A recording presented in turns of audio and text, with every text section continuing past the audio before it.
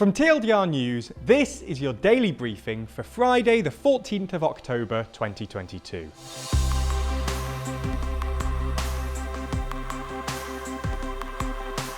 Good afternoon. Today we're going to be talking about the evacuation of Kherson. We'll also be discussing three of today's other important stories and discussing whether Liz Truss is about to fall. But first, the Russian evacuation of Kherson. On Thursday evening, the UK Defence Ministry reported that Russian authorities in Kherson were organising the evacuation of all civilians living in occupied territories, including the regional capital. Russian-appointed authorities in the region denied that they were evacuating, instead describing it as, quote, an opportunity for people to change their surroundings. Это ни в коем случае не эвакуация, вообще никак мы не называем это и не связываем с эвакуацией. Это отдых и возможность людям сменить обстановку. Russian forces captured Kherson city, which has a pre-war population of about 300,000 people, way back in March, but Ukrainian forces have been steadily advancing along the bank of the Dnipro River since the Russian front line around Zelendolsk, a town roughly 150 kilometers northeast of Kherson city, collapsed in early October. It's hard to know quite how much progress the Ukrainians have made because, for intelligence reasons, they're not announcing every new settlement they recapture. But over the last couple of days, there have been well-verified reports that Ukrainian forces have continued moving along the western bank of the Dnipro and the Dudcheny down to the town of Kachkarivka. Kachkarivka is less than 10 kilometers away from Mylove, where Russian forces have spent the last couple of weeks establishing defensive positions. If Ukrainian forces can recapture Mylove, which seems likely given Russia's recent record in Kherson, then they may well be able to push the Russians all the way back to the Nova Kakhovka Dam.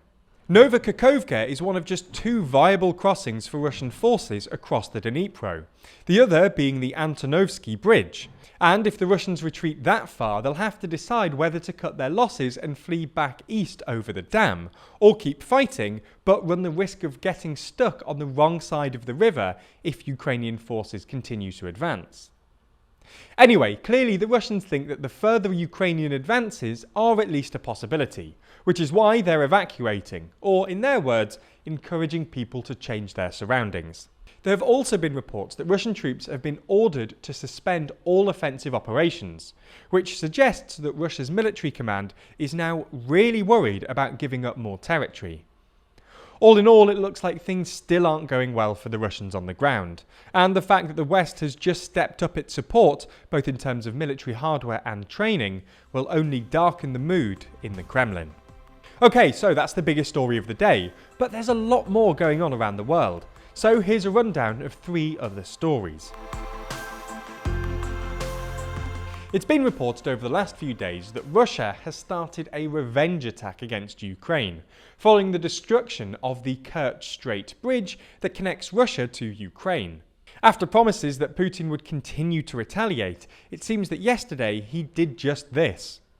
Russian forces used Iranian-made Kamikaze drones to strike the Ukrainian capital region. Prior to this recent attack on Kyiv, Russia had attacked the capital only 4 times. Ukrainian officials said that 3 drones hit a small town called Kharkiv, which is roughly 50 kilometers west of Kyiv, and that critical infrastructure was hit. In addition to these attacks have been reported in the south of the country, for example in Mykolovin. Here, a number of civilian objects were hit, including a 5-story apartment building. Videos have demonstrated emergency services dragging an 11-year-old boy from the rubble. There's more on the way, but be sure to subscribe and ring the bell to make the daily briefing part of your daily routine. Or just search for us on your podcast app to listen along. More than a month since Sweden held its general election, 3 centre-right to right-wing parties have agreed to form a minority government with support from the Swedish Democrats, a party often labelled as far-right. The incoming government will include the Moderate Party, Christian Democrats and Liberals. Between them, they hold 103 seats in the 349-seat parliament. With the 73 seats held by the Swedish Democrats, the government and its supporting party will have a majority of just 1. As such, the Swedish Democrats, while not being in government, are likely to wield significant influence over the government's direction, particularly on migration.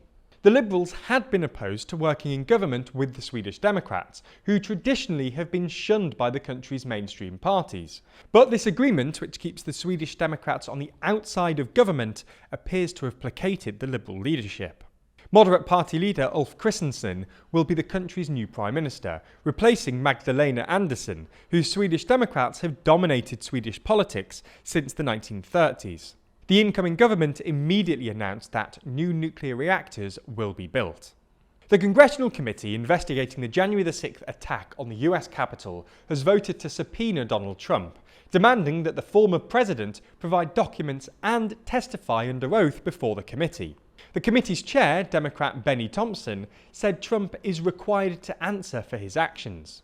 The panel of 7 Democratic and 2 Republican lawmakers is investigating the storming of Congress by Trump supporters on January 6, 2021, and has been making the case that the violence was instigated by Trump in an attempt to overturn his defeat at the 2020 election.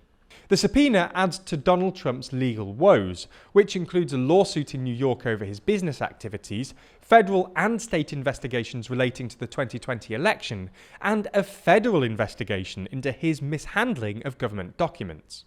Trump is unlikely to go along with the demands of the committee, which he's described as a witch hunt.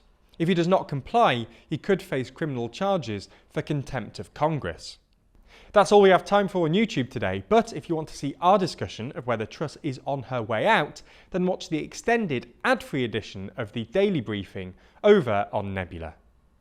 Nebula subscribers not only get everything you've already watched ad-free, but also an extended edition of the show every single day, available to watch on Nebula or stream on your podcast app of choice.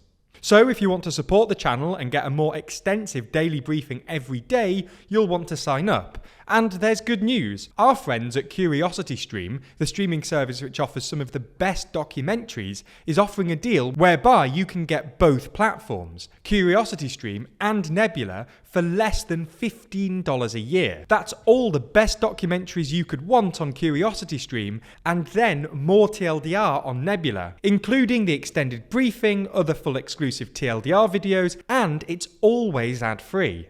Click the link below to get both services for less than $15 a year and support the channel.